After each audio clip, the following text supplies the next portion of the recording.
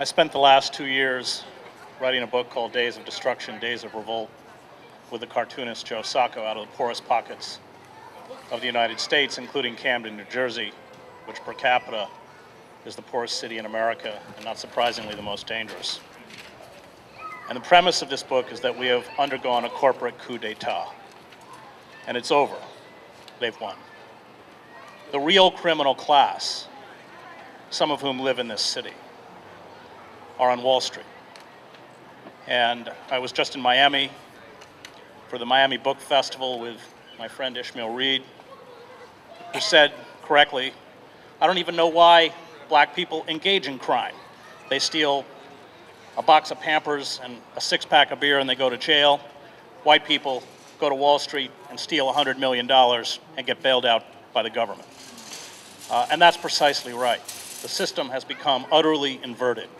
It's a mafia system with a two-tiered legal system. One for them and one for the rest of us. In their legal system, they write their own rules, they write their own laws, they write their own regulations, and their kids are going to Lawrenceville or Princeton Country Day and spending far more money on drugs than kids in Trenton or Camden or anywhere else, and they're not going to jail, but kids of color are.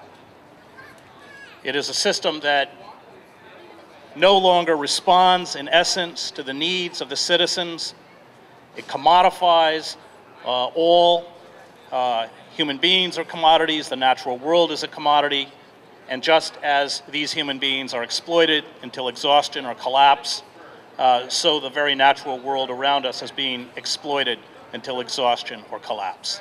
And neither the Democrats or the Republicans are going to bail us out.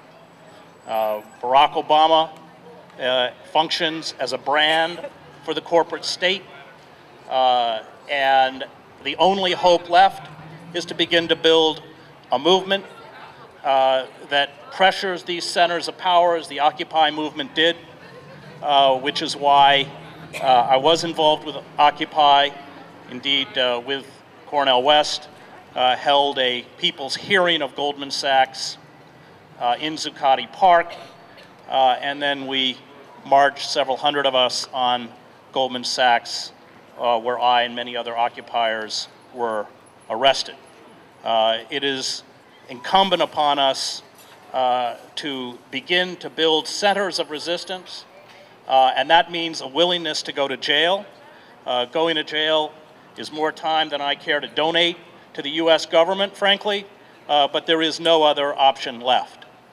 And it is fitting in many ways that this particular event is held in one of these oases of privilege and, frankly, criminality. Half of the trustee board of that university over there, I guarantee you, should be in jail. And the inability on the part of our judicial system to deal with the real criminals means, in essence, that the criminals rule. Thank you.